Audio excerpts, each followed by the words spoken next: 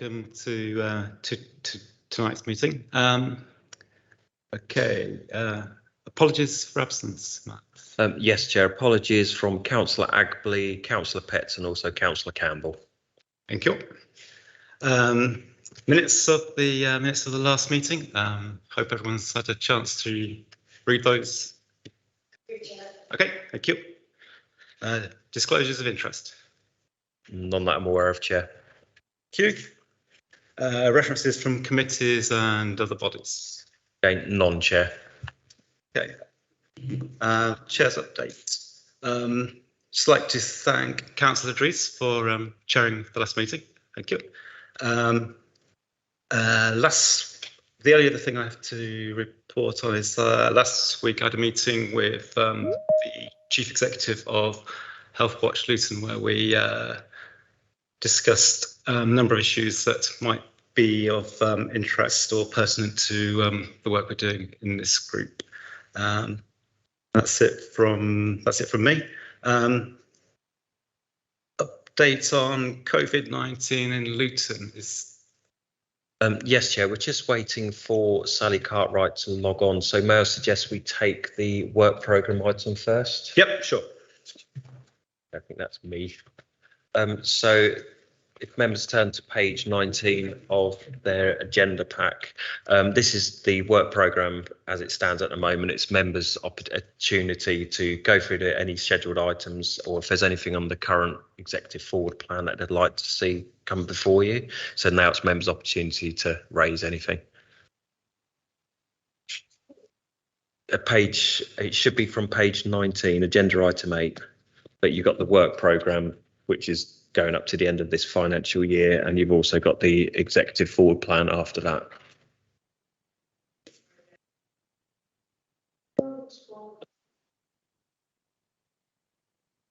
Okay, I think that's that item. So I'm just going to speak to my colleagues, see if we should chase up, because they might be having technical issues.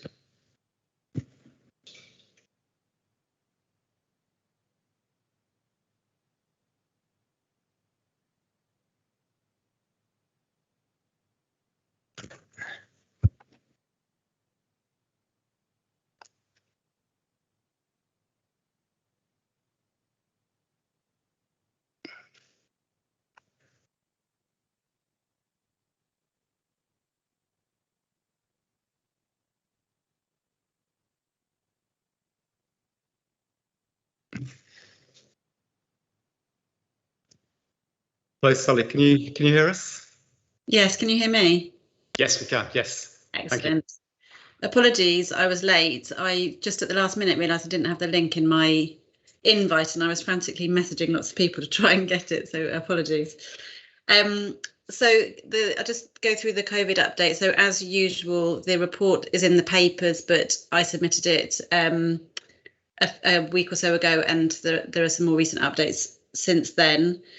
So just as an overall update, our case rates are currently 388 per 100,000, and they have remained relatively flat over the last few weeks.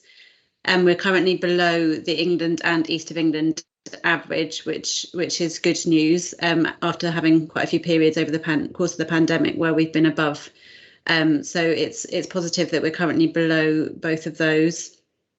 And we're currently around the middle of the ranking of all of the local authorities in the UK. So we're not an outlier at the moment, as we have been at other times during the pandemic. Our highest numbers of rates are currently still, as per the last time I presented, in the school-age children. So in the 11 to 18-year-olds, they've been increasing in that age group for a good few weeks now, and continue to, although quite slowly now.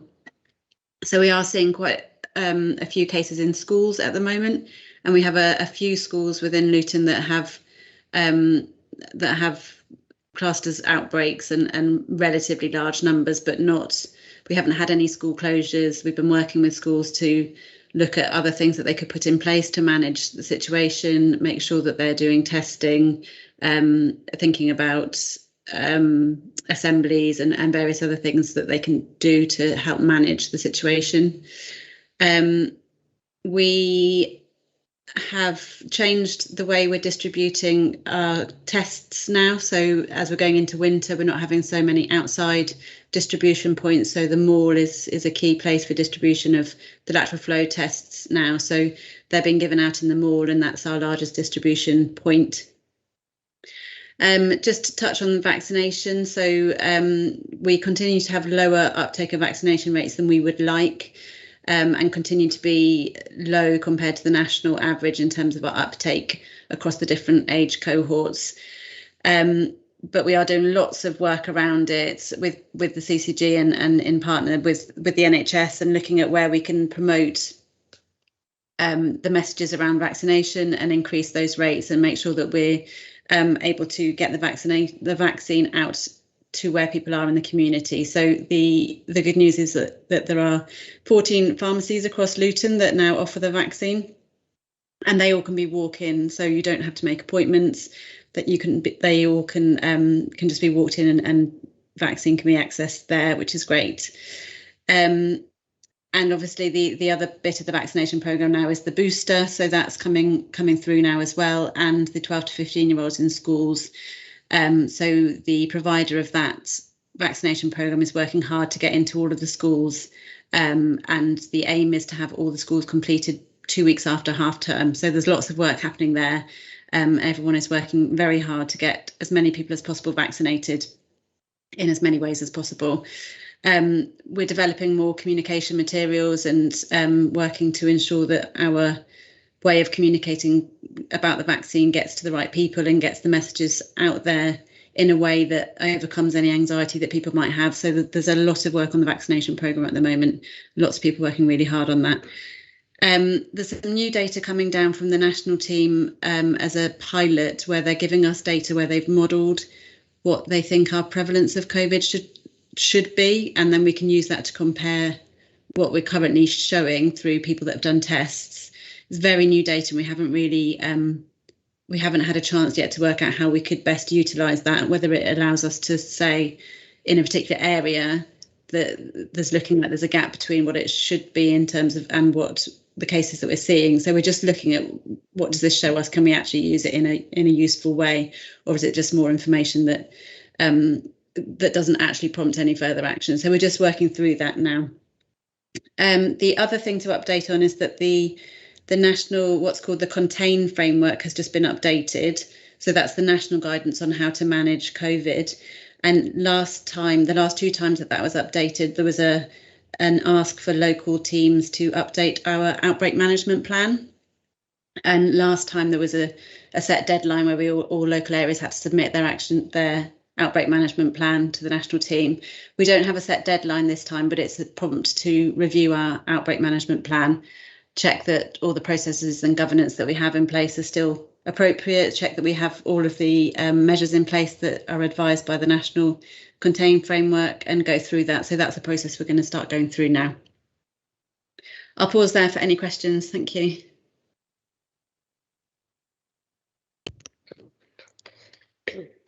Sorry.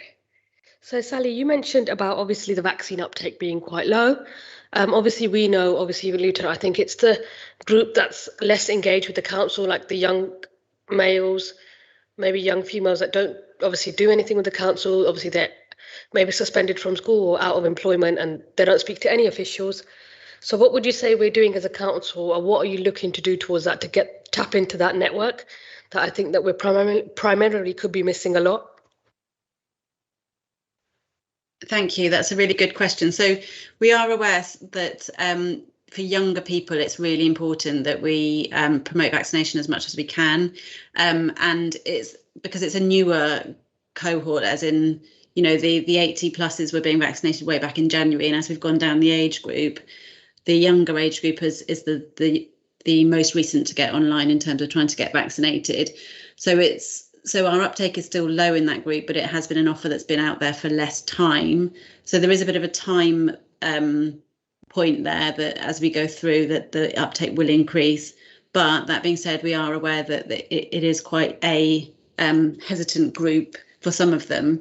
So we are doing quite a lot of work. So there's the school vaccination programme, which obviously that's working through, and where people are in school and have had consent, that's relatively easy. You know, there are a sitting cohort that can be captured there and then. For those that are less engaged, we are working through developing some quite different communications approaches. So materials, but also the way in which those materials get out there through social media, through community events. So we're working on a plan around that specifically, which is being developed as we speak. So we're trying to do something different, so and make it very specific to Luton. So it's not just a generic posters that are going out, you know, that are the same as the national picture, that it feels very specific to Luton. So we're in the process of developing that and looking at ways to make sure that the methods of getting it out there to people are relevant, appropriate for those people in Luton. And particularly, I think it's a really good point, those that don't engage with services, don't engage with school settings or college, getting it out there to those is really important. So I will feed that back to the comms team that are developing that, just to make sure that that's been thought through.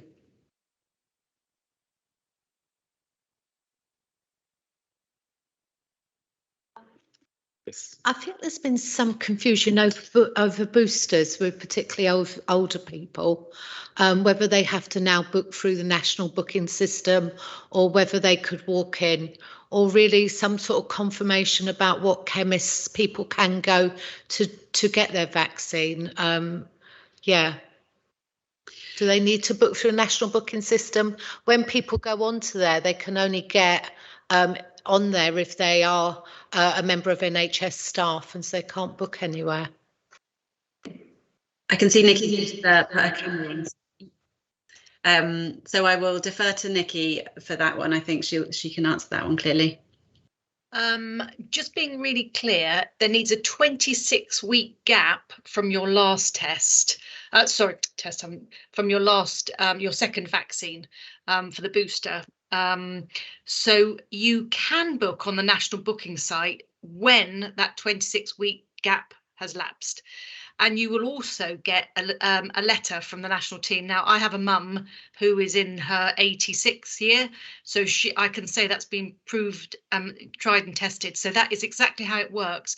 But with the pharmacist, to make it really easy, Sally and myself have worked with the providers so that people can do walk-ins.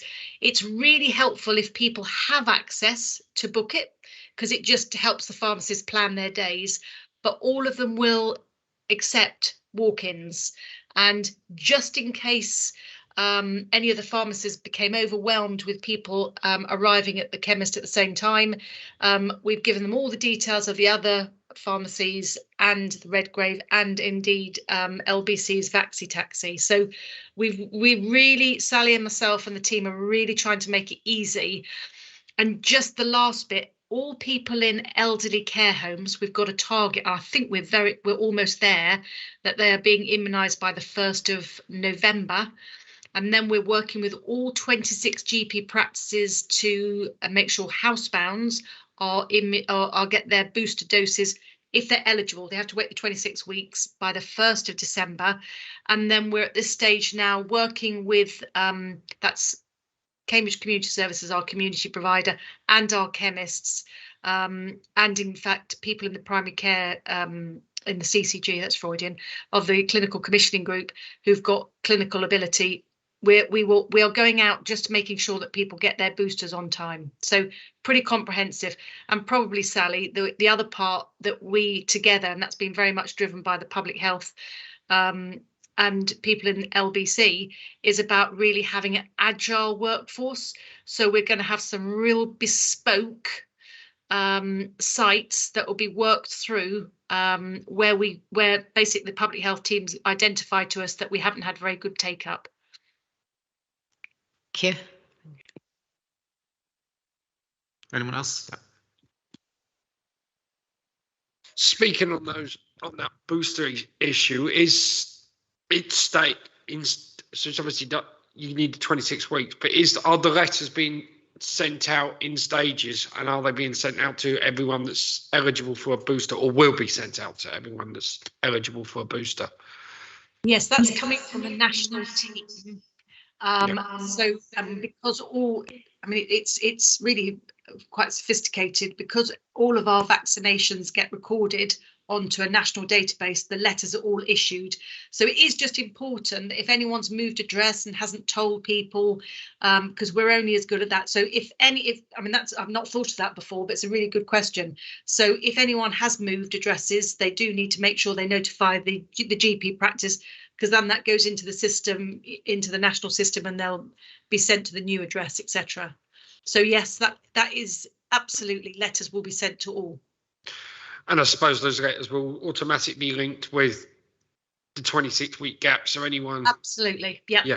They don't have to, the patients themselves don't have to worry about that. Yeah, so if people have forgotten, it will be automated in that way. Yeah. Thank you.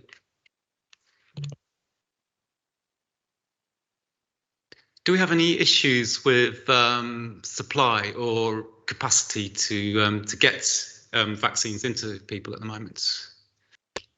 Do you mean actual vaccine availability for the pharmacists?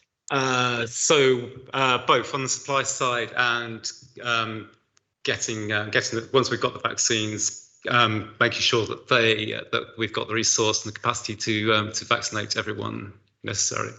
So at this moment in time, we have a really good supply of vaccines, so that's not been a problem.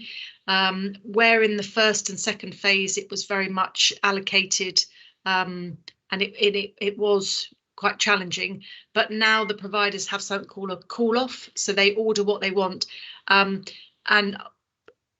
we haven't had any problems at all this week. So we've got all of our pharmacists and the vaccination centres all with vaccines, and we haven't had an issue with workforce in the sense of any of the providers not being able to jab with when they've got the vaccines. The biggest challenge we've got is encouraging people to come forward, and as you know, as Sally's just mentioned, is that we've still got some residents in Luton that haven't had a first or a second, and we call it the evergreen offer, and it's never too late. So obviously, if anyone is over 50, they'll be still offered the first, then offered the second, and then 6 months later they'll be offered a booster. Anyone who's under 50 and hasn't got any other clinical issues, they just need their first and the second. So that's really what we need to do, all of us, keep it really clear and encourage any residents that haven't come forward to come forward. Okay, thank you. How's the flu vaccination campaign going? Because there's a comorbidity with COVID. Is that the right term? You're absolutely. So the flu is in the gift of the CCG, and that actually is me. So we have all of our GP practices providing flu vaccinations and the pharmacists. And where it's possible, we will administer them on the same day, to the patient. What we're really, really clear about is that we didn't want to prevent anyone getting either of the vaccines if the other one wasn't available, or vice versa. So because we've had more of a concern about the flu vaccines, you'll be aware that there's a different flu vaccine for older people than younger people. So where practices haven't had the flu vaccine available, that's why the COVID in Luton, those rates of COVID vaccinations are slightly higher than the flu. But our flu numbers, I haven't got them in front of me, but they're progressing. So they are absolutely at the same time, and the team, including the pharmacist, are really aware of encouraging people. Some people have actually chosen to have it on 2 separate occasions. Anecdotally, and I haven't actually spoken to Sally about this, anecdotally, we've had NHS staff where they've had them both together on the same day that haven't felt great. So whether or not that's just anecdotal, but we're keeping an eye, whereas people have had it separately seem to not have a problem. But that was just anecdotal today. So. Thank you. Thank you. It's just a comment, really. I mean, if any residents are watching, both my parents had their flu jab and COVID booster. My dad, who's 89, had the flu jab and COVID booster same day, different arms, absolutely fine. My mum, 86, a week apart, absolutely fine. So I think people who are reluctant and worried and everything else, absolutely no side effects with my parents. I'd encourage people to get it. Thank you. And I think that's what's really important, is that we will basically meet individuals' needs. And exactly as you say, I personally had them done together and I didn't have a problem. But I think it is about individual choice. The most important thing is that they have both of those vaccines if they're eligible. That's the really important thing about keeping people safe. Okay, thank you. Anyone else? Okay. Thank you. Thanks, Sally. And I think does that conclude business for this evening? That concludes the order of business, Chair. Everyone,